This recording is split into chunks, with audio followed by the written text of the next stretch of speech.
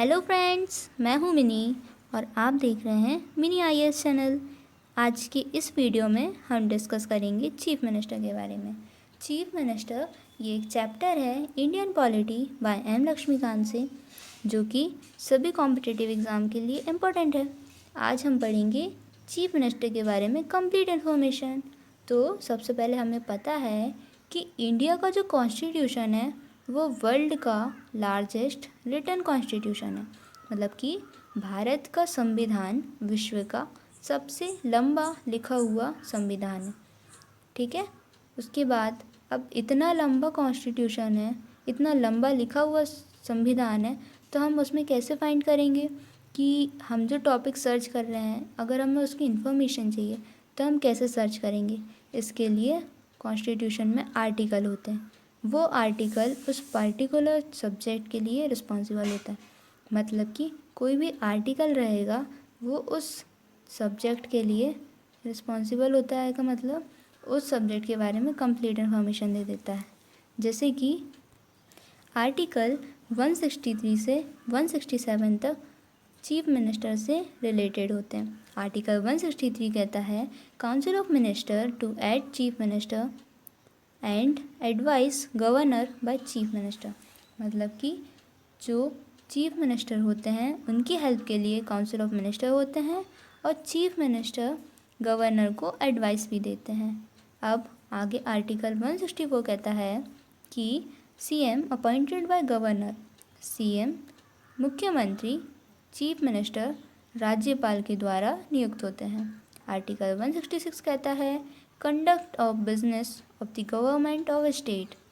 Article 167 कहता है duties of CM in furnishing of information to governor.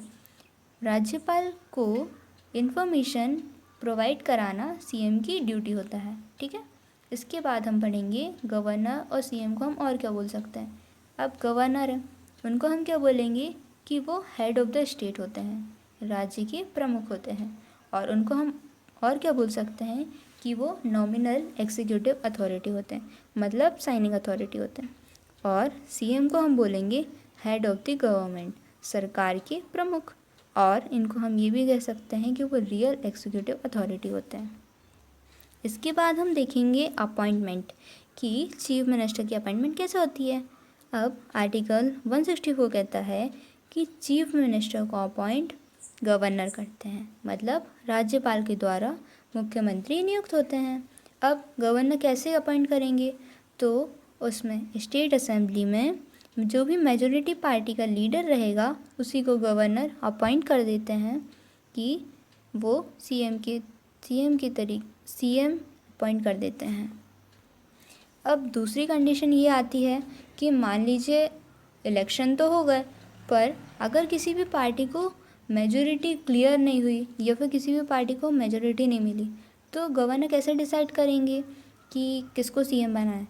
तब वो देखेंगे कि जो भी लार्जेस्ट पार्टी रहेगी या फिर लार्जेस्ट कोलिशन क्या होता है कि जब भी दो पार्टी रहती है वो इकट्ठे होकर चुनाव लड़ती हैं तो उसको बोलते हैं कोलिशन। ओके। तो गवर्नर डिसाइड करेंगे कि जो भी लार्जेस्ट पार्टी या लार्जेस्ट कोलिशन रहेगा उसका लीडर को वो सीएम की तरह अपॉइंट कर देंगे। ठीक है।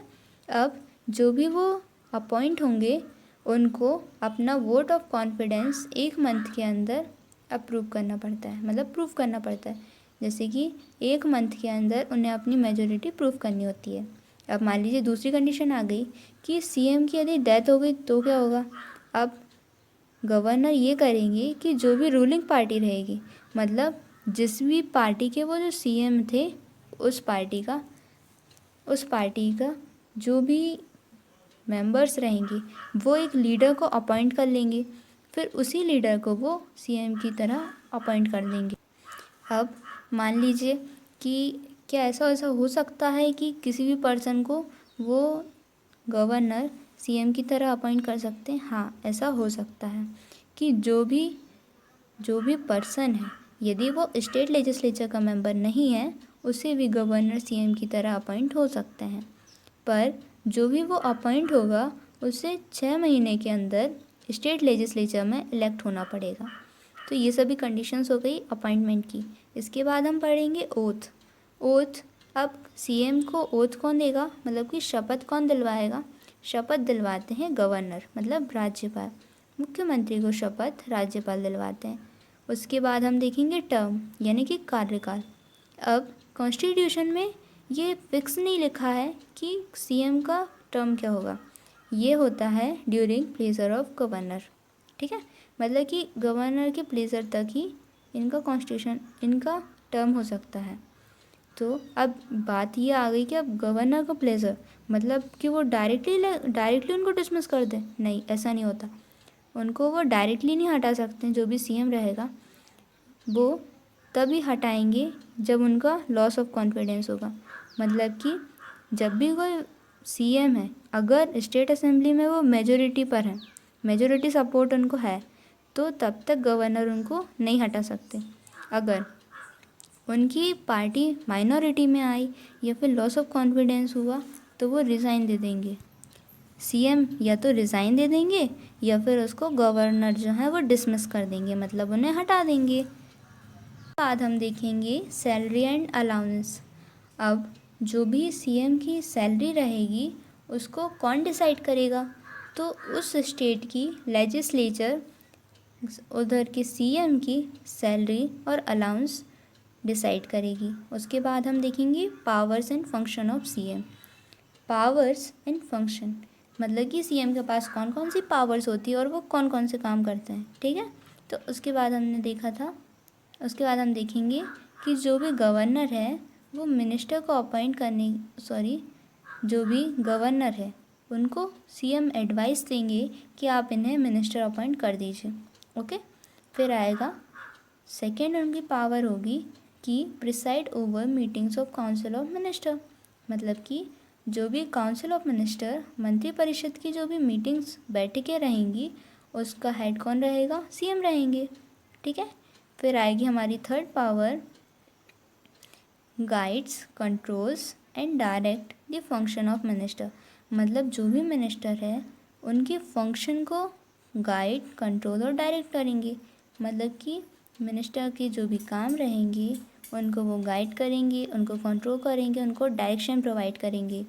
ठीक है, उसके बाद नेक्स्ट पावर आती है channel between governor and council of minister. कि सीएम जो रहते हैं वो गवर्नर और काउंसिल ऑफ मिनिस्टर के बीच चैनल की तरह काम करते हैं। जैसे कि मतलब एक ब्रिज की तरह काम करते हैं। जैसे कि कोई भी बीच में नदी है, ठीक है, अब उस नदी के आइट साइड दो गांव लगे, अब उन दोनों गांव को एक साथ जोड़ने के लिए कौन काम करता है, अपन ब्रिज बनाते हैं।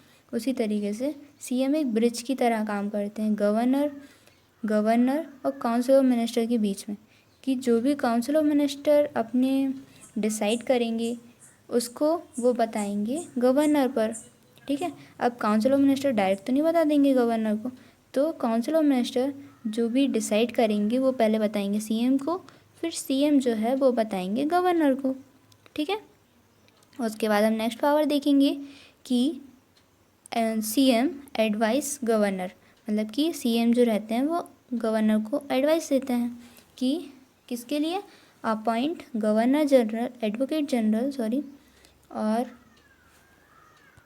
उसके बाद हम देखेंगे कि सीएम एडवाइस करते हैं गवर्नर को अपॉइंट करने के लिए किस किस को, एडवोकेट जनरल और चेयरमैन और members of state public service commission. Chairman और जो भी मेंबर्स रहेंगे स्टेट पब्लिक कमीशन की उसको अपॉइंट कौन करवाएंगे, उसको अपॉइंट तो गवर्नर ही करेंगे बट उनको एडवाइस देंगे चीफ मिनिस्टर। ठीक है, उसके बाद हमारा आएगा नेक्स्ट फंक्शन कि अनाउंस गवर्नमेंट पॉलिसीज़ इन हाउसेस। मतलब कि जो भी हमारा स्टेट लेजिस्लेचर रहेगा उसमें जो भी गवर्नमेंट की पॉलिसीज़ रहेंगी उसको अनाउंस, उसको घोषणा करते हैं हमारे सीएम साहब। ठीक है, हमारे चीफ मिनिस्टर सभी गवर्नमेंट पॉलिसी को अनाउंस करते हैं हाउसेस में, मतलब सदन में, मतलब स्टेट लेजिस्लेचर में। ठीक है, उसके बाद हम नेक्स्ट पावर देखेंगे recommend dissolution of legislature assembly to governor at any time. मतलब कि वो स्टेट लेजिस्लेचर असेंबली को डिसॉल्व करवाने की रिकमेंडेशन दे सकते हैं गवर्नर को किसी भी टाइम पर। ठीक है, तो ये सब रही हमारा सब कुछ, सारी इन्फॉर्मेशन अबाउट चीफ मिनिस्टर, मुख्यमंत्री के बारे में मैंने आपको सभी डिटेल दे दी है। अगर आपको मेरा वीडियो पसंद आता है तो आप इसे लाइक, शेयर और सब्सक्राइब ज़रूर कीजिए। और भी इस आगे अपडेट्स के लिए आप मुझे कमेंट्स भी कर सकते हैं। आगे आपको किस सब्जेक्ट का वीडियो चाहिए उसके लिए आप नीचे कमेंट कीजिए। Thank you.